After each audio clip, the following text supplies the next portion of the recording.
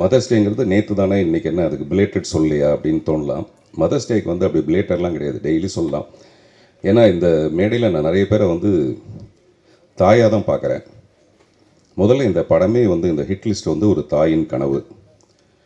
தன்னுடைய மகனுக்கு தந்தையாக மட்டும் இல்லாமல் தாயாகவும் தாய்க்கு தாயாகவும் விளங்கும் திரு விக்ரமன் அவர்களையும் ஒரு தாயாக தான் பார்க்குறேன். அதே மாதிரி தன்னுடைய குருநாதருக்கு செய்யும் நன்றி கடனாக இந்த படத்தை தயாரித்திருக்கிற KS ரவிக்குமாரை நான் ஒரு தாயாக தான் பார்க்குறேன். தாய்ப்பாலுங்கிறது தாய் குழந்தை கொடுக்கறது மட்டும் இல்லை, அந்த குழந்தை வளர்ந்து ஒரு நல்ல ஸ்தானத்தை அடையும் போது அந்த தாய்க்கு கிடைக்கிற மகிழ்ச்சியும் ஒரு தாய்ப்பால் மாதிரி தான். அப்படி ஒரு மகிழ்ச்சியை கொடுக்க போகிற விஜய் கனிஷ்காவையும் நான் ஒரு தாய் மாதிரி தான் பார்க்குறேன். இந்த மேடையோட நாயகன் திரு C. சத்யா, அவரை வந்து நல்ல மியூசிக் டைரக்டர்ன்றது மீறி ஒரு நல்ல மனசுக்காரரை நான் அவரை பார்ப்பேன். எப்போவுமே மியூசிக் மேலே ஒரு பெரிய தபஸ் மாதிரி பண்ணுற ஒரு நல்ல ஒரு இசையமைப்பாளர். இந்த படம் வந்து நிறைய பணத்தோடு செய்கிறத விட நிறைய நல்ல மனசோடு செய்கிறதுனால சத்யாவோட இசை வந்து இதுக்கு ரொம்ப பெரிய பலமாக இருக்கும்னு நான் நம்புகிறேன். பாட்டை பார்க்கும்போது எனக்கு அப்படி தான் தோணுச்சு. ரொம்ப ட்ரெண்டியாக இருக்குது சார், என்னுடைய படம் மாதிரி இருக்குது. கொஞ்சம் லேட்டாக தான் கை தட்டுவாங்க. அது என் படம் எப்பவுமே கொஞ்சம் லேட்டாக தான் பிக்கப் ஆகும். ஆமாம், டீன்ஸு. ஒரு சுப்ரீம் ஸ்டார் இந்த படத்தில் வந்து சப்போர்ட்டிவ் ஸ்டாராக இருக்கிறது. சப்போர்ட்டிவ் ஸ்டார்னால் ரவிக்குமார் சார் சொன்ன மாதிரி ஹீரோ கூடவே வர்றது அப்படிலாம் இல்லாமல் ஒரு ஹீரோவை ஸ்டாராக உருவாக்குறதுக்கு சப்போர்ட்டிவாக இருக்கிற சுப்ரீம் ஸ்டாரை நான் ஒரு தாயாக தான் பார்க்குறேன். அப்படி மிகுந்த தாய்மை நிறைந்த இந்த மேடை இது. அதனால தான் ஹாப்பி மதர்ஸ் டேன்னு சொல்லி ஆரம்பித்தேன்.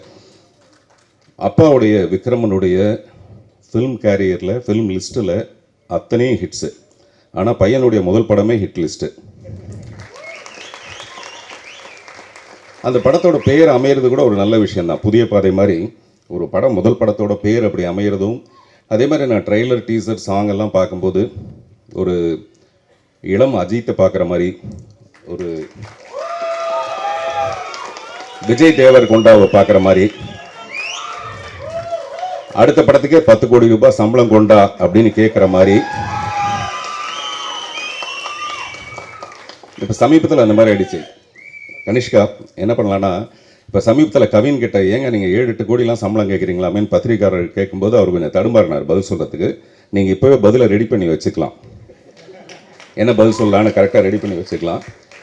ஒரு 2-3 படம் கழிச்சு KS ரவிக்குமார் சார் வந்து விக்ரமன்ட்ட சொல்லுவார், நல்ல வேளைங்க நான் இன்ட்ரடியூஸ் பண்ணதுனால நம்ம படத்துக்கு 10 கோடி ரூபாய் கேட்குறாரு, மற்றவங்க எல்லாம் 15 கோடி ரூபாய் கேட்குறாரு அப்படிங்கிற அளவுக்கு.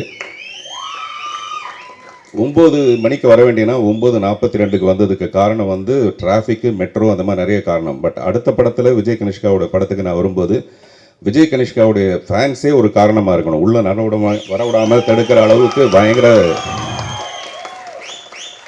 நிஜமாக இப்போதைக்கு நமக்கு தேவை அவங்களுக்கு என்ன தெரியும்னா, இந்த மாதிரியான வாழ்த்துக்கள் தான் ஒரு பெரிய சப்போர்ட்டிவான ஒரு விஷயமா இருக்கும். அந்த டீசரில் வந்து ரூல் 1 ரூல் 2 அப்படின்னு சொல்லிட்டு போட்டிருக்கு. I wish Vijay Kanishka to rule the stardom. Thank you. இயக்குநர்களுக்கு என்னுடைய மனப்பூர்வமான பாராட்டு. அதை நம்ம சில நேரத்தில் எமோஷனாக பேசும்போது மறந்துடுவோம். அப்புறம் தனி ஒருத்தனா ஒன்றுமே பண்ண முடியாது. ஜெயம் ரவி கூட தனி ஒருவன்னு ஒரு படம் எடுக்கலாமே தவிர தனியாக எடுக்க முடியாது. நான் கூட ஒத்த சேர்ப்பு ஒரு படம் எடுக்கலாமே தவிர ஒத்தையாக ஒருத்தனா பண்ண முடியாது. அதுக்கு ஒரு டெஃபினட்டாக ஒரு டீம் வேணும். இசையா பாடலா அப்படிலாம் பிரிக்க முடியாது. ஒரு பெரிய டீம் சேர்ந்தாதான் ஒரு படத்தோட வெற்றி அடையும். அப்படிப்பட்ட இந்த குழுவுக்கு என்னுடைய மனப்பூர்வமான வாழ்த்துக்கள். நன்றி.